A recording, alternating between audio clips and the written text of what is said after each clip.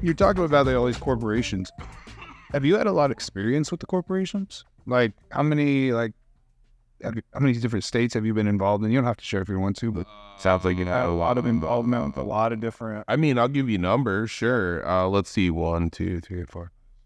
So about 13 different states. Oh wow, were you there with like their original medical programs and everything, and involved with these different companies, getting them started up in the ground up, or In the very beginning, yeah, because I was in Vermont, and Vermont they were just pushing ahead with everything. They were just bam, much like Portland, and you know what I mean. And I really feel like that's what was a big play as to like in the weeds, Prohibition Talk Radio. I don't know how Joe figured it out, but it was just the right time. I mean, it was literally the right time. It was insane.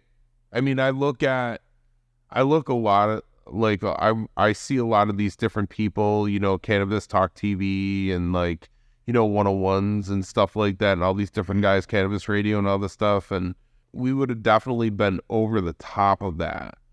what made it different? What did you guys do? And you said it was the only cannabis talk show on the FM dial. So what was? Yeah, we were the first FCC regulated cannabis talk show on terrestrial radio. So What'd you guys talk about? we just came from a standpoint of education. Like, Okay. one of the biggest running jokes was the fact that everybody called us the NPR of cannabis.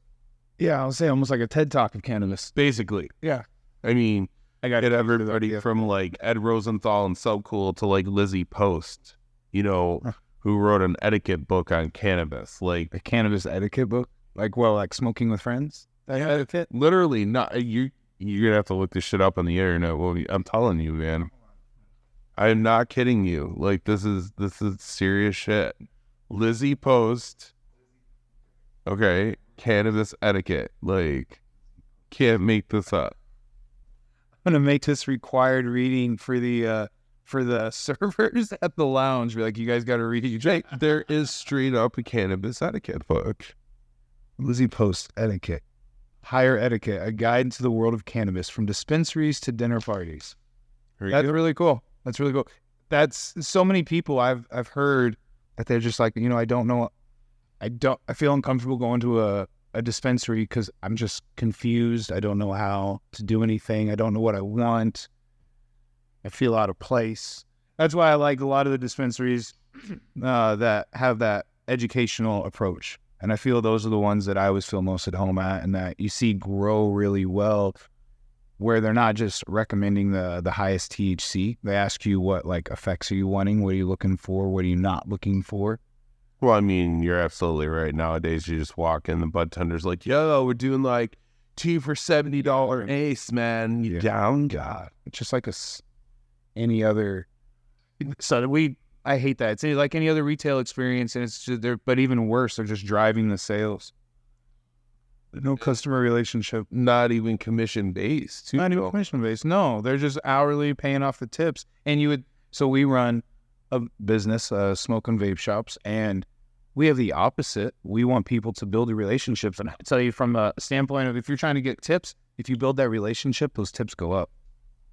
Big time. They come way faster, too. Way faster. You don't have to ask for them. You don't even have to mention it. The person's going to drop it in. We've had some of our people get tipped massive. It's amazing. But so now you're TKS Genetics, right? TCK. I'm sorry. I've been smoking, guys. He said I was going to get things backwards. He said it the last time. TCK Genetics. Talk to me about TCK. Is that here out in Arizona? Mm-hmm. Okay. Is that like a startup or something that you were a part of, or you're just like? Because I assume that basically gathering, well, you're a consultant in a way. So it seems like, well, with all your dabbling of everywhere that you've. I mean, like I said, the corporates were fucking basically taking everything they possibly could. Okay. So being all right, I'll give you a good analogy. Long time ago, this club owner, I know everybody's probably heard this story. This club owner comes to me and he's like, I was a DJ, and he's like, no, man, I'm going to call the shots. I'm going to tell everybody how it is. This is how it is. This is what's going to happen.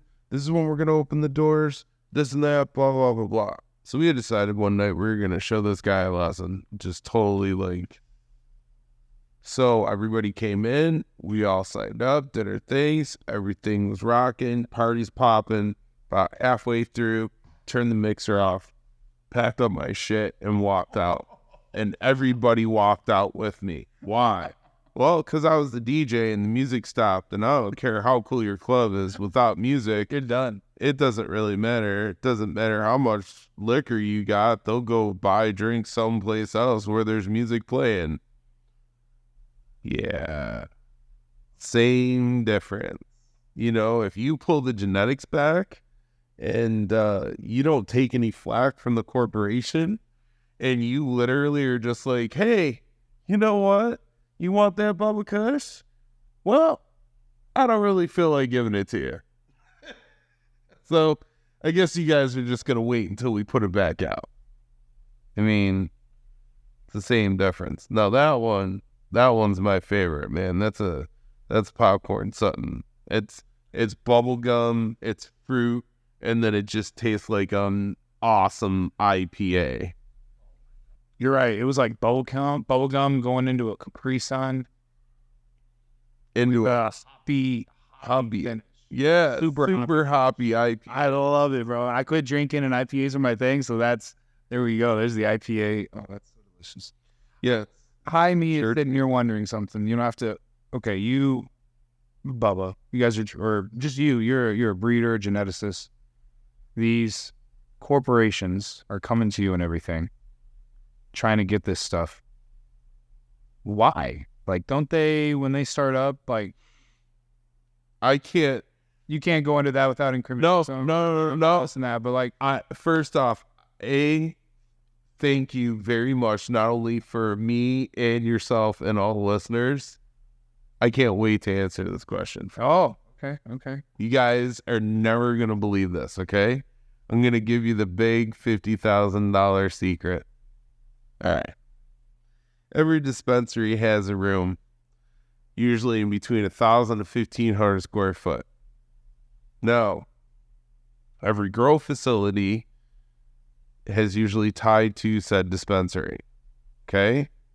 The reason why I can charge ridiculous prices for my cannabis and my strains is because the grow and dispensary owner will both tell you the same thing. 85% of grow and dispensary owners do not hold their own genetics because they are not growing bud in 1,000 or 1,500 square foot space. So they see it as a complete loss.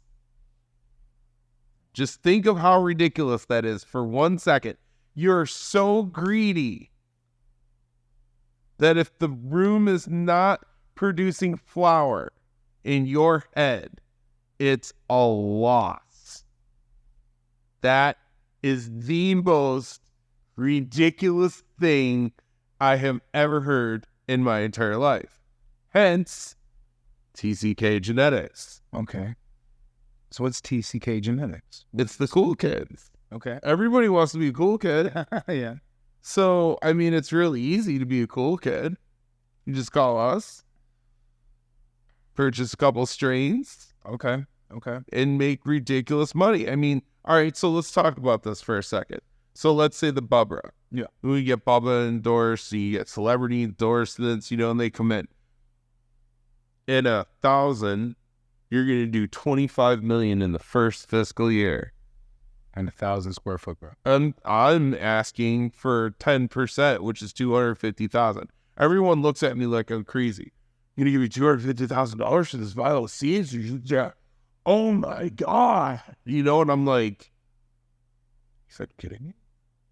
You're going to make, if you had half a brain in your head and you hold genetics, like you just cut a couple mums and just replant it, you guys would make a couple $100 million off of one strain of cannabis. That's why they're stressing, because they don't produce. Wait. Do they not produce their own? They don't produce their own cuts. They don't produce their own genetics. They don't produce their own cuts. They don't produce their own moms. They're not holding tissue culture. They're just letting shit fly by the wayside. You know, like all this stuff that I showed you here tonight, I have genetics for all of this stuff, like down to seed that I have curated, that I have stored, that I have kept, so that if you were to come to me and be like, hey man, I love that popcorn Sutton. Here you go. Boom. There it is. Like all of it. You want them rooted? Like, I got them, you know, just, it's very simple. It's not, it doesn't have to be difficult, but that's what I mean. These guys are so greedy. They just want to produce flower. And that's why breeders started making autos. You know, you got auto flowers. You just set it on 18.6 and forget it. But the quality, it doesn't seem, is the quality, I know it's obviously not there compared to what this. I mean, on a commercial side, you're never going to be able to compete with boutique. No. There's no way.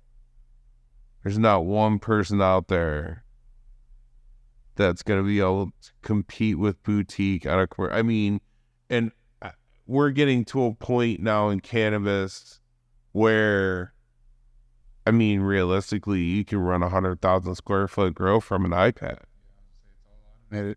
Completely automated now.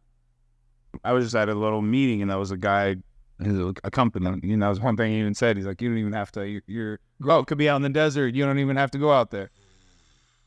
I mean, and if you got money, you know, and you're hanging science LED or false lighting, or, you know, everything's, what do you call it, AC infinity, and it's instructed through controllers, and, you know, it's like an Athena nutrient system, and forget it. Like, I'm not saying that they're not producing high quality cannabis. I mean, on a commercial level, they are. It's as close as they're going to get. You know, but I also think that there's definitely something to craft and boutique. And that's why people will pay a premium for it, because the difference is just leaps and bounds over what you're getting anywhere else. It's the difference of, do you want to go to McDonald's and get a Big Mac, and spend, you know, $5-7, or do you want to go to Gordon Ramsay Burger and get, you know, this handmade, nice, whatever you want on it, get the truffle burger or whatever, just given out a restaurant, and, you know, you pay a little bit more. Same thing in liquor, alcohol, you know, it's the same thing everywhere. But it seems like, I mean, do you want to go to the dealership and, you know, rock the super dually fucking F-150, or are you trying to rock the brand new GMC Hummer all electric? Like, yeah. I get it. Yeah. This stuff is great though. Such a good high. So with your DJing, you're sitting here doing this interview in the Clarendon Hotel in Phoenix, Arizona. You just did a event here, a pool party. What do you, tell me about, you said you know the owner of this hotel, right? Yeah. Simon's a real good guy. And that's his brother too, Elevation Nation. Okay. So yeah, we just did a pool party here Saturday. Great. I mean, we killed it. Everybody was happy. Nice. We did real well. Place was packed. We did like 175 through the whole day. Then that equals lots of money over the bar, which, you know, obviously in turn makes them extremely happy. So how's the cannabis scene here in Phoenix now, being fully rec and everything, and having one of the only hotels in the nation that allow stuff like this, cannabis consumption? The scene here is pretty good. It's pretty tight, and it's starting to open up just a little bit. There's a lot of organization. Having said that, though, all of it is kind of, it's corporate dominance. Oh, yeah. You know, yeah. Even the smaller boutique type-esque people are now becoming so big that they're not really boutique anymore. Well, what is it? Was it 20 million just for the paper? Yeah, I mean, that sounds about right. I mean, I've heard 16, 18. Just but yeah. Paperwork just to apply. Got everything on top of that. That's great. Well, no, that would be the license. The license, yeah, but I'm saying on top of everything else. I mean, oh, no, there would be more than that. I mean, and most of them, though, at that point are going to be a turnkey, really. They're probably up and fully operational at that point. No. I mean, you can't come into that type of play without, massive funding. Is the space out here opening up more to stuff like this, where you're being able to see with your genetics that you're being able to get it out there? Is this type of medicine being able to become available to people, or do you see it just still going downhill? Because honestly, I'm not impressed with a lot of multiple states I've been to. There's only a couple brands that stand out on their flower, but most time dispensary flower never impresses. Everywhere you go. Yeah, no, I mean, I think that the real growers, the real breeders are still very much in control of the genetics. And I think that the dispensaries are kind of falling by the wayside in a sense because they don't care about holding genetics. So that makes sense. And you're going to start to see all right, so TCK is a good example because I am actually a fully registered nursery here in the state of Arizona. Okay. So the day that federal legalization happens, I'm actually a fully registered cannabis nursery in the state of Arizona. I don't need a dispensary license. I won't need a grow license because I'm already certified through Department of Agriculture. All right. Now I just have to wait. That's my jab in the side, basically. Yeah. It's not a money thing. Mine's a time thing. Because it could be 3 years, 5 years, 10 years. Shit, it could never happen. Okay? Legally, I can sell seeds and clones federally, legally right now. Because the government sees everything as hemp. As hemp, yeah. You just can't. So they see clones as hemp as well now? Yeah. I knew it was seeds too. I didn't realize they considered clones. Yeah, it's anything that is of a non-flowering state. I mean, and that really does make sense. Yeah. Since, it's like Arizona, okay? Arizona, legally, you can grow 12 plants in your house. 12 flowering plants. But you can have all the clones you want ready to pop. I mean, but the funny thing about that is, and especially, trust me, as a breeder, you kill them. You're killing them. You're going to kill them because you're pheno hunting. You're looking for something specific. So if you don't see, oh, sorry, done. You know what I mean? A good example of that. I put down a whole tray of 50. They came up. I got 12 now. 6 and 6 of the best of the best. I just cut the rest. Literally killed 44 plants on each side. That's just how, it goes in the struggle. It's kind of crazy, but that's what, so I feel like there's this fallacy where Department of Agriculture, law enforcement reviewer, oh man, there's sitting on a couple hundred plants over there. Well, you know that I'm going to kill 80% of them. Literally going to take them all out. I'm just waiting to see what they do. What if they were males? That's a loss too. Are they harsh on that around here? No, not at all. That's nice. No, not at all. I mean, and I've had law enforcement in the grow. Nothing, no problems. At this point, they got so much bigger fish to fry. Nobody cares. Yeah, nobody cares anymore. They're just probably wishing they could have got some of that after they got off work or something. Exactly. Exactly. That's what they're wishing. Well, this has been great. I appreciate it, bro.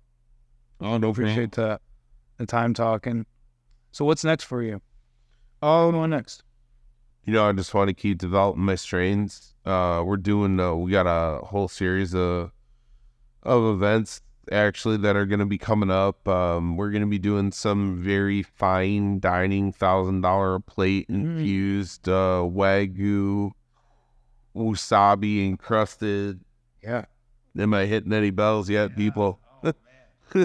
Oh, man. Yeah, 5-star master chefs. We're doing a pool party series at this private mansion.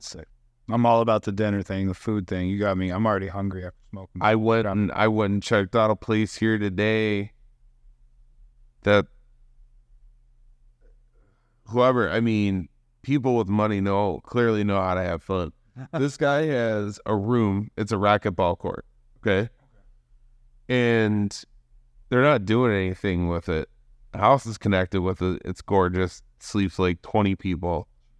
And they're like, yeah, let's throw some parties. The whole thing's 30 feet underground. You literally put 150 people in this place and literally kill everyone and no one would know. Wait, the whole house is underground? No, off of the thing. Yeah. You walk out the backyard. So say the sliding glass door, right? And you come out, there's like this stairway that goes down to this cool vestibule. Yeah. And you're like, oh, okay. And then you walk in this door and there's this massive racquetball court. But it's literally sheer rock under the ground on both sides. So, like, you could have a 30,000 watt sound system in this place. Like, you could be banging the nastiest drum and bass you ever heard in your entire life in front of thousands of people, and no one's gonna know. So, the story, we met the owners today. So, the story goes, they rented the house to these guys, and they threw a rager. Like, they were setting off fireworks inside the racquetball court. Rager. Like, I was impressed. That's epic. I'm like, I've heard about that. Even then, they went, checked with the neighbors, are like, we didn't hear anything. He's like, you had like 650 people through here last night. You guys didn't hear at 6 a.m. when they had been partying for like 13 hours at that point.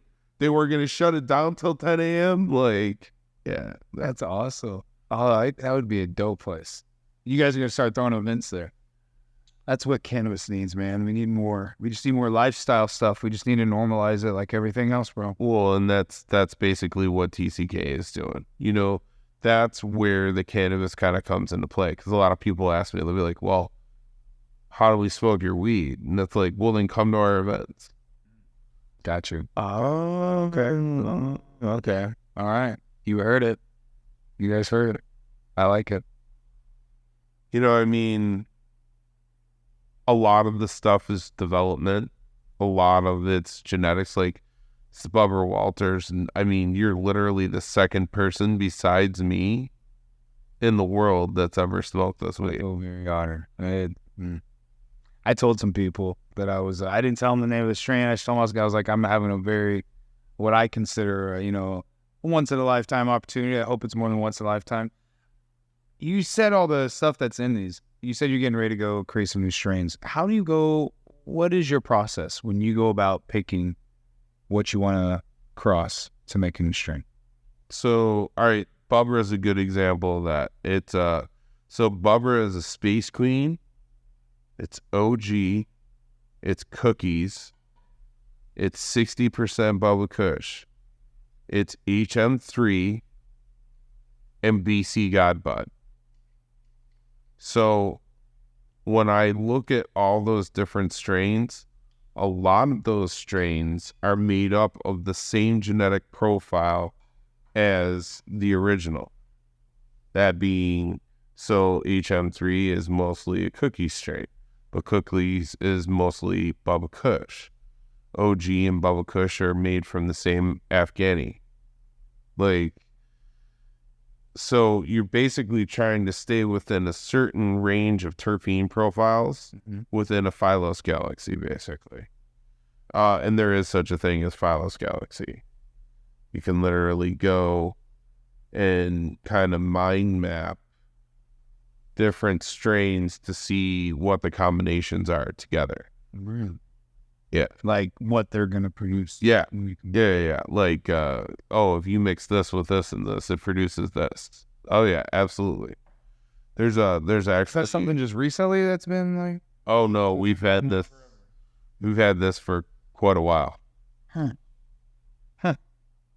So what's this Bubba? What is its terpene profile? So I'm relaxed as fuck. I mean, Great. I'm kind of hungry. I'm not. the main terpene profile is gonna be from the most dominant strain, and the most dominant strain is Bubba Kush. Okay. In this, the second most dominant would be the OG. This was the one that I put into mass production.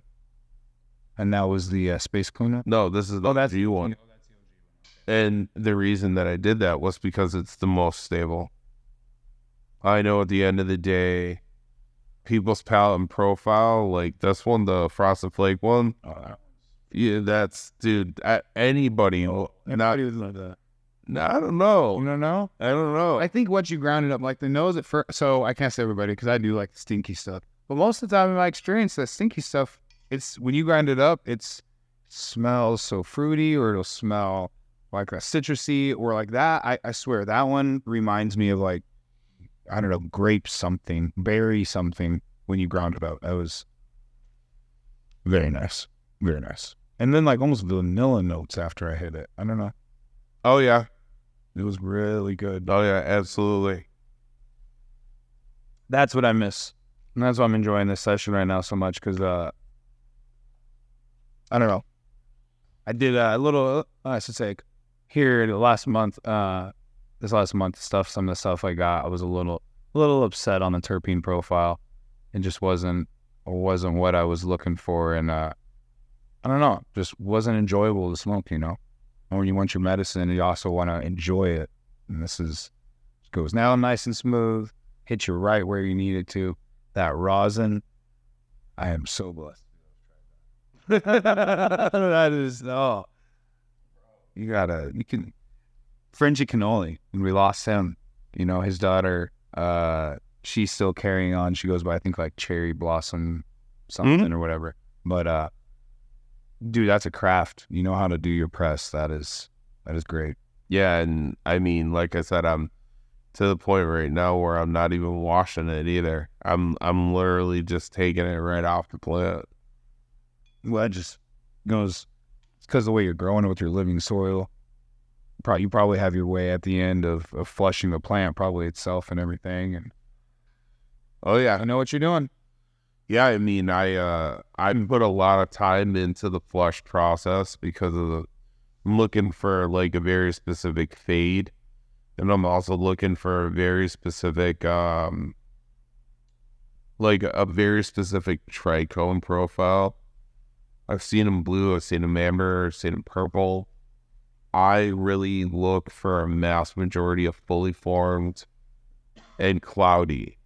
When I start to see change in color and stuff, I usually pull. You didn't want that change in color? I mean, yes and no. I guess it depends on who I'm growing for. If I'm growing for myself, no, not necessarily. If I'm growing for other people, sure.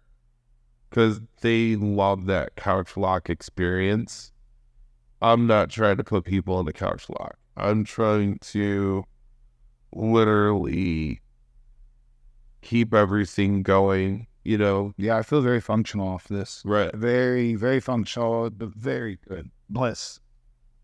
Don't want to be like, whoa, you know, too out of sorts. Yeah. But, you know, it's funny because, I have people that I smoke with and the different organizations that I work with and stuff around Phoenix, and two of my biggest smokers are older guys, and they've been smoking weed since the 70s, and then they smoke my weed and they're just like,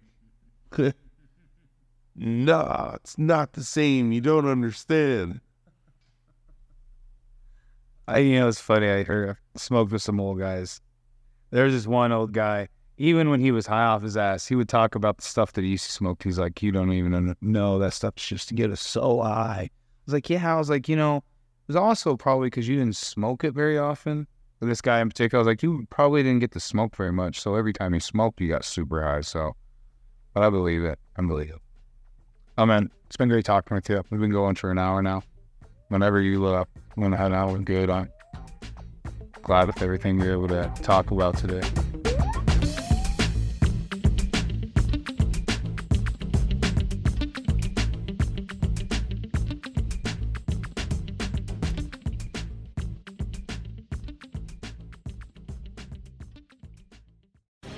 The opinions expressed on this CannabisRadio.com program are those of the guests and hosts and do not necessarily reflect those of the staff and management of CannabisRadio.com. Any rebroadcast, republication, or retransmission of this program without proper consent is prohibited.